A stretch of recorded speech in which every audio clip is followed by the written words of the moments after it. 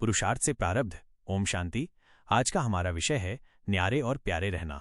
बाबा हम सभी को कैसा देखना चाहते हैं कि जो भी हमें देखे हम उसे चलते फिरते फरिश्ते नजर आएं। देखिए बाबा की कितनी श्रेष्ठ इच्छा हमारे लिए है, वैसी श्रेष्ठ हम भी स्वयं के लिए निर्धारण कर लें तो जल्दी ही हम वैसे ही बन जाएंगे जैसा बाबा हमें बनाना चाहते हैं। तो चलते फिरते फरिश्ते अर्थात जो सदा डबल लाइट रहते हों, जिनके चेहरे पर टेंशन की तनिक भी झलक दिखाई न देती हो, जिनका चेहरा सदा खुशी से भरपूर हो, प्योरिटी की दिव्यता जिनके ललाट पर देदीप्यमान हो और जो सदा योगयुक्त रहते हों, जिनके कदम धरती पर पड़ ही न रहे हों, इसे कहते हैं फरिश्ता स्वरूप, जो यहाँ से पूरी तरह उपराम हो गए हों।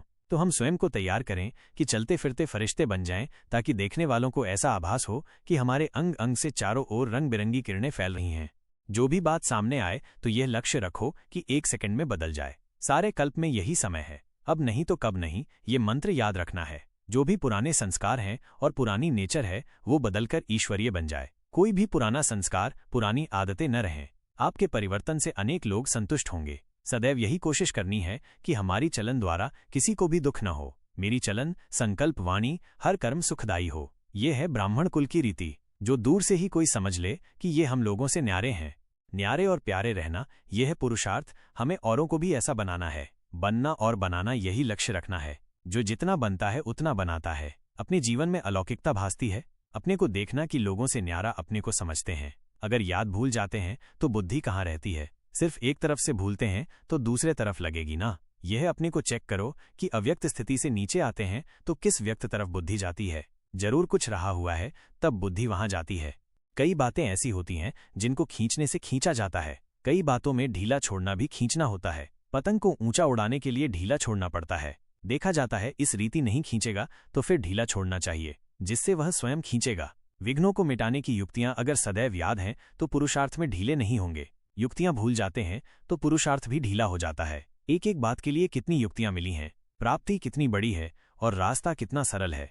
जो अनेक जन्म पुरुषार्थ करने पर भी कोई नहीं पा सकते, वो एक जन्म के भी कुछ घड़ियों में प्राप्त कर रहे हो। इतना नशा रहता है ना। इच्छा मात्रम अविद्या, ऐसी अवस्था प्राप्त करने का तरीका बताया। ऐसी ऊंची नॉलेज और कितनी महीन है। जीवन में इतना ऊंचा लक्ष्य कोई रख नहीं सकता कि मैं देवता बन सकता हूं। ये कब सोचा था कि हम ही देवता थे? सोचा क्या था और बनते क्या हो। बिन मांगे अमूल्य रत्न मिल जाते हैं।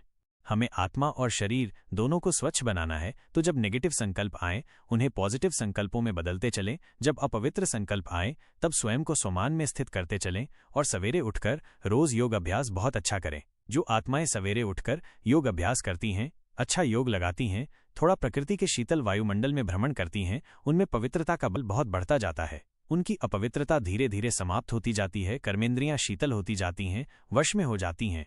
तो हम बहुत अच्छा अभ्यास करेंगे सारा दिन इस स्वमान का, मैं पवित्रता का सूर्य हूं या पवित्रता का फरिश्ता हूं। मैंने इस देह में अवतार लिया है इस संसार को संपूर्ण पवित्र बनाने के लिए।